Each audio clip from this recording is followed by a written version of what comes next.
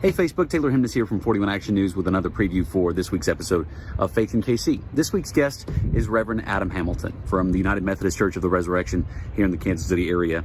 I've talked to a lot of faith leaders over the course of these episodes. He is episode number 12, I believe, and he represents by far the largest faith body, the largest congregation that I've spoken to and about over the course of these episodes. More than 20,000 people are part of the congregation for that church. So I really was interested in his opinion about so-called mega churches and not only how they've responded to the pandemic and what that's been like for them, some of the criticism that goes with them. And I also really wanted to talk to him about why people and how people come to a faith community if they weren't raised in it. We've talked a lot about my background, that I was raised in the church, but a lot of people aren't, and that's what we've been talking about through the course of this series, is why a lot of people have chosen to maybe try faith or religion for the first time in a long time or in their lives, and I wanted to talk to him about that. So here's just a couple of previews of this week's episode.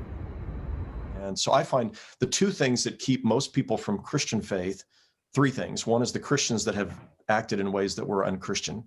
Right. A second is these questions about the Bible, and a third is the problem of suffering or evil. And so we try to address those things in a way that I think most people, thoughtful people who come say, and I mean, literally, I'd had thousands of people who have joined the church as a result of us talking about these things and saying, for the first time, Christian faith makes sense to me.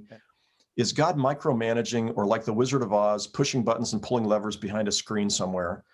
Or is the world happening as it happens, and our bodies, things happen in our bodies, and God isn't the one who's miraculously going to intervene in every situation, but instead God is the one who's going to come alongside us, walk with us, is going to force good to come from suffering and tragedy, and promises us that even if the worst thing happens, that is, even if we die, the worst thing is not the last thing. You know, faith is a trust, and I think it's generally a trust in the goodness of whatever we're having faith in.